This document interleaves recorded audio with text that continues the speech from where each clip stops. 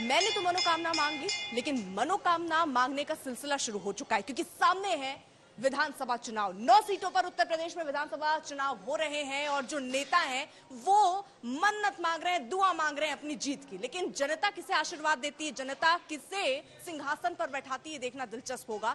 गाजियाबाद सदर सीट पर इस वक्त मैं मौजूद हूं और यहाँ त्रिकोणीय मुकाबला दिखता है बीएसपी की एंट्री पर, क्योंकि उपचुनाव बीएसपी लड़ती नहीं थी, लेकिन इस बार यहाँ ब्राह्मण, वैश्य और दलित के बीच जबरदस्त कांटा छिड़ा हुआ नजर आ रहा है। ऐसे में बटोगे तो कटोगे जैसे नारे भी हैं। क्या ये भारी पड़ेंगे? क्योंकि इस इलाके में गाजियाबाद पर अगर खासतौर पर कहें तो यहाँ दलित और मुस्लिम निर्णायक भूमिका में कई बार देखे जाते हैं। तो दिलचस्प मुकाबला है, जनता के बीच चलेंगे। आपके साथ मैं हूं अर्पिता आर्य। तो सीधे चलिए जानते हैं जनता के मन में क्या है। गाजियाबाद सीट विधानसभा और लोकसभा दोनों चुनावों में बीजेपी का अभेद किला मानी जाती है।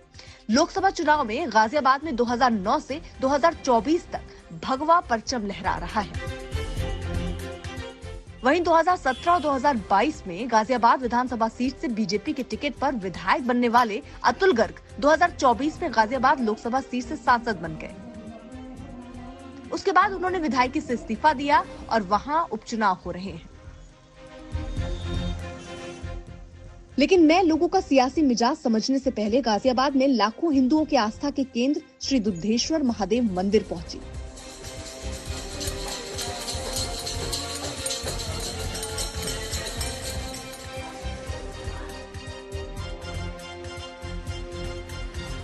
लेकिन दुद्धेश्वर महादेव मंदिर में आने वाले श्रद्धालु कहते हैं उन्हें बस किसी तरह गंदगी और जाम से निजात मिल जाए। जैसे यहाँ पर मंदिर आते हैं तो यहाँ जाम का ज्यादा रहता है प्रॉब्लम। मतलब ये मंदिर आसपास के शहरों का सबसे प्रसिद्ध मंदिर है। यहाँ पे पूजा करना मतलब अपना सौभाग्य मानते हैं लोग बाग। जब यहाँ घर से निकलते हैं ना तो सबसे पहले तो यहाँ जाम मिलता है। इतना कूड़ा रहता है कि मुंह पे ऐसे रख के जाना पड़ता है। स्थानीय लोग लंबे वक्त से यहाँ कॉरिडोर बनाने की मांग कर रहे हैं। जब हम अभी आ रहे थे तो यहाँ कॉरिडोर की एक लंबे वक्त से मांग चल रही है और यहाँ पर बीजेपी की सरकार रही, सरकारें आती हैं, बदल जाती हैं, लेकिन मांग वैसी की वैसी रह जाती है।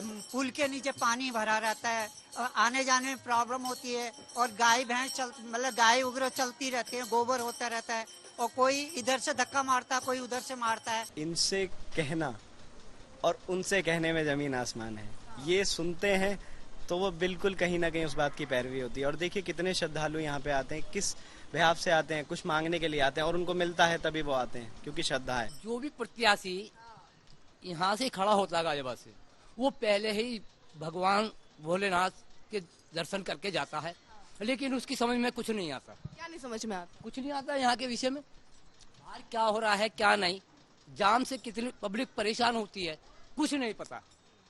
समझे? टिकट लेंगे, आएंगे, जीत जाएंगे, सब आएंगे, उसके बाद में उनका कोई मतलब नहीं होता। मगर अब जो प्रत्याशी आ रहा है संजीव शर्मा, वो भी अभी दर्शन करके गए हैं। दर्शन करके गए? जी हाँ।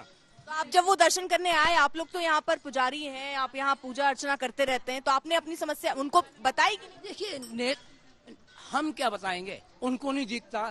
कहने के लिए ये भी है कि देखिए इस सीट पर जहां आज हम कवर कर रहे हैं, इसके लिए कहा जाता है कि यहाँ इसको कहने के लिए एक तरीके से शहर कह दिया गया, लेकिन अभी भी लोग यहाँ पर मूलभूत जो आवश्यकताएं हैं उसके लिए गुहार लगा रहे हैं। सारे मंत्री आते हैं, सब दर्शन करने आते हैं, सब कृपा लेके जाते हैं, लेकिन महादेव के बारे में कोई नहीं सोचता। जब हमने श्रद्धालुओं से उपचुनाव पर चर्चा की तो कई लोग बोले आएंगे तो योगी ही।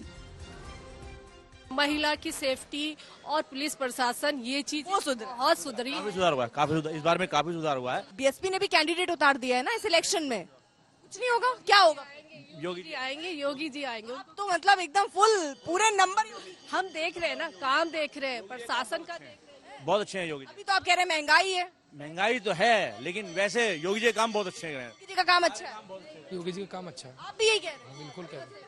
तो ये जो अभी त्रिकोणीय मुकाबला, मतलब समाजवादी पार्टी ने अयोध्या वाला दांव चल दिया है, सामान्य सीट पर एससी कैंडिडेट उतार दिया है। कुछ भी नहीं होगा, आएगा तो योगी। गुंडे माफिया बिल में घुस गए, जेल में चले गए।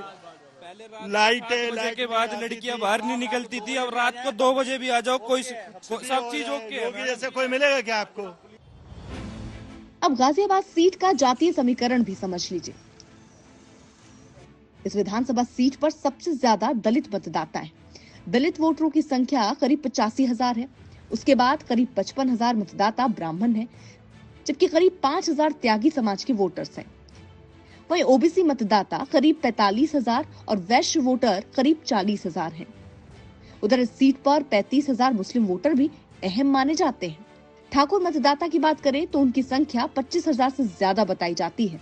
वहीं करीब 10,000 से ज्यादा पंजाबी वोटर और करीब 12,000 यादव मतदाता हैं।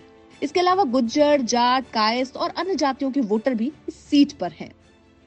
तो दिलचस्प है ये विधानसभा सीट गाजियाबाद, जिसमें आप समझिए कि यहाँ जाति के हिसाब से देखिए तो 17 साल के बाद कोई ब्राह्मण चेहरा बीजेपी ने उतारा है। बीजेपी के लिए हैट्रिक लगाने की चुनौती है, क्योंकि अतुल गर्ग जो यहाँ पर विधायक थे और वो लोकसभा लड़ा, जीता, सांसद बने और उसके बाद ये सीट खाली हुई, जिसके बाद अब यहाँ उपचुनाव हो रहे हैं।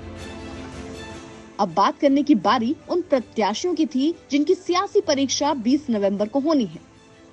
समाजवादी पार्टी की टिकट पर कांग्रेस एसपी गठबंधन प्रत्याशी सिंहराज जाटव बोले, गाजियाबाद की जनता उन्हें आशीर्वाद देने का मन बना चुकी है। यहाँ पर कांग्रेस के भी जो लोग हैं वो भी पूरे एकदम दमखम के साथ लगे हुए हैं, लेकिन मांगा क्या आपने उसके साथ शुरुआत करते हैं? देखिए, जो मैंने मांगा है वो मुझे ऐसा तो नहीं कि बताऊंगा नहीं तो आशीर्वाद पूरा नहीं। वो मुझे 23 तारीख को मिल जाएगा, निश्चित तौर पे मिल जाएगा, क्योंकि मैं जब भी यहाँ से कुछ मांगने आता हूँ तो मुझे हमेशा मिलता रहा है। अगर बीजेपी के लिए देखें तो ये साख की लड़ाई है, और ये जो बटेंगे कटेंगे के नारे वाले पोस्टर लग रहे हैं, इस पर आप क्या कहेंगे? क्योंकि ये हर अखिलेश जी तो कह रहे हैं लैब में तैयार किया हुआ नारा है, तो ये कितना असरदार लगता है? देखिए, मैं तो एक चीज कहूंगा कि हमें बटोगे तो कटोगे इस नारे को इग्नोर करना चाहिए। जुड़ोगे तो जीतोगे इस नारे के साथ में आगे बढ़ते हुए अमन और चैन, भाईचारे को कायम रखते हुए इस प्रदेश में अमन, चैन और शांति का पैगाम देना चाहिए। हैरानी की बात यह है कि बीएसपी के कई नेता और कार्यकर्ता भी इस बार एसपी कांग्रेस गठबंधन प्रत्याशी सिंहराज जाटव का प्रचार करते नजर आ रहे हैं।